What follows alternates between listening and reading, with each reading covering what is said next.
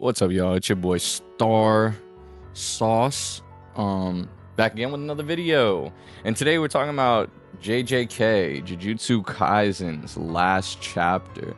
So I wanted to hold all my reservations until the chapter was completely out, because like when it was happening, so I'm part of leak culture. I really, I don't really care about like leak culture. If it's gonna leak, it's gonna leak. It's gonna happen regardless. So just do what you want, do what you can, react to it how you feel is best. But the reason I want to talk about it today is because this has been a series that I've been reading for over a year now, and it's been a series that I've been watching for more than a couple years, I believe.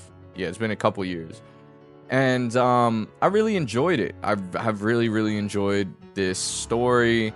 I've really enjoyed just watching it throughout the years. I've enjoyed reading the chapters as they go. Megumi being like potential man, all the theories that come out, all the discourse about different chapters and what can happen next, all the theory crafting, just the sense of community, especially in leak culture, as it would be pertaining to this specific manga and anime.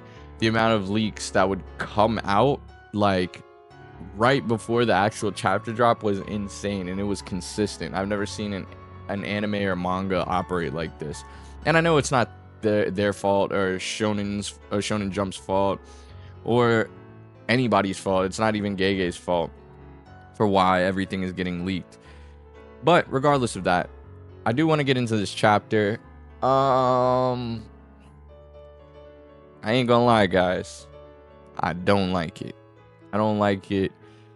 I'm not gonna say at all. There's a piece of it that I do like, but it's just very weird. I'm gonna go on a little rant here, and say the past few chapters, up until right before Sukuna gets, beat. And hey, should already be said, spoiler alert, I didn't put it in the beginning. I'll probably put like a disclaimer or something. But Sukuna, right before Yuji like turns him into like a little shit pile, right? He turns him into like this little whatever gobbledygook, and he pretty much Sukuna goes out with a whimper, pretty much.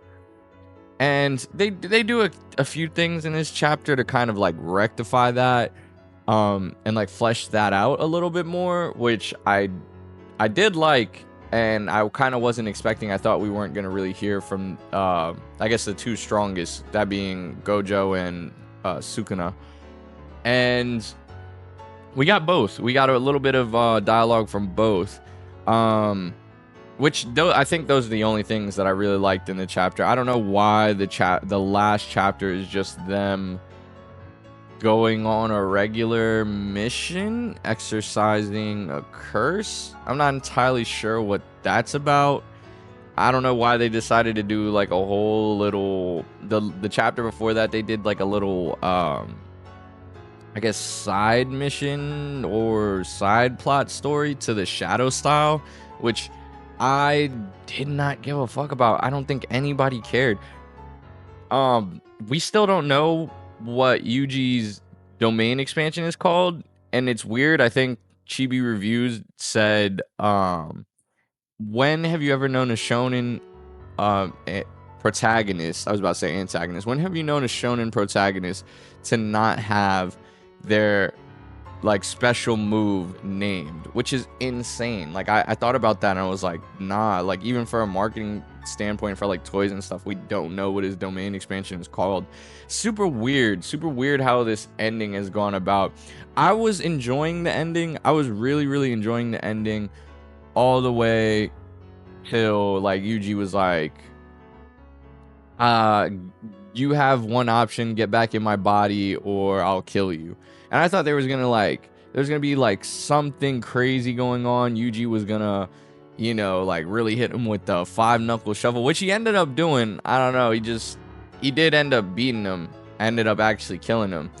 But I thought there would be like more of like a resolve with Sukuna's will, or like, I don't know. I just thought there would be more. And it really feels like Gege Akutami just does not care about this series anymore. maybe wanted to get on to something else. Maybe, you know, I don't know, maybe he was bored. I can't really say. I liked literally everything. I think it was dragging a little bit during like the fights, how everybody and their moms was coming back. Everybody, even side characters from JJK 0 and small parts of the manga were coming back. Like, everything was getting a little bit too dragged out towards the end, which I didn't mind. I was enjoying the fights kind of, and I was enjoying like the different narratives coming, but it just all felt like too much at some point.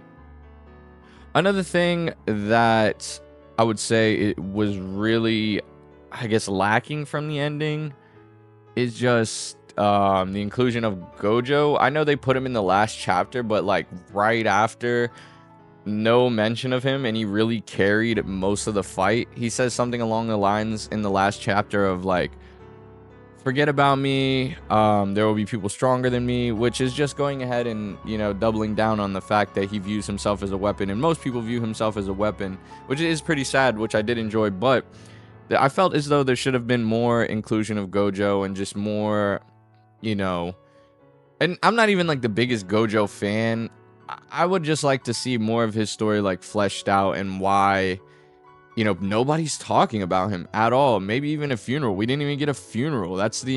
We got a funeral for Megumi's sister, but I don't know. That is insane. I also really didn't like the tonal whiplash. I feel like the characters got out of like the most traumatic, most crazy like fight of their lives, and next thing you know, everybody is sitting there, you know, happy-go-lucky, making jokes and going back to regular missions. It's such a weird tonal whiplash of how this series is ending, and I don't know, I don't have words for it. Kind of, and I'm not gonna sit here and say, you know, that it ruins the entire series. I don't think that an ending ruins an entire series, because there was some serious moments of peak in JJK that I really enjoyed. There was a lot of good moments. I really enjoyed, you know, the stuff with Hikari and, you know, Yuji's, I guess, his ideals being kind of twisted. He thought he was a cog, and things changed. Speaking of Hikari, real quick, another side note of a thing that I did not really enjoy is the whole Hikari and Uraume fight, you know, being off screen. And then there was like a whole part where Uraume was like, oh, Sukuna hasn't even started trying. And then so it was just a weird situation, because when did Sukuna start trying? Was he not trying this entire time? Did he? I don't know. I don't know, guys. I'm not a manga writer. I'm also not a publisher, so I don't know. I'm just somebody's opinion on the internet. You don't have to agree, but do let me know what you think. If you like the ending, kudos to you. You know, I can't sit here and be like, you were wrong, but hey, that ending was weird. Keep it real. Keep it real, guys. This ending was not like a top tier shonen ending. Like, it really feels like towards the end of this, Gege just kind of wanted it to be done, and I don't see any other explanation for it. But anyways, guys, I hope you enjoyed the video. Thank you for listening to me yap about a chapter and just, you know, one of my favorite modern day animes, mangas. I hope you guys enjoyed. Hope you guys' day are swell, fantastic, and peace and love. Star sauce seasoning sizzle mizzle out of here.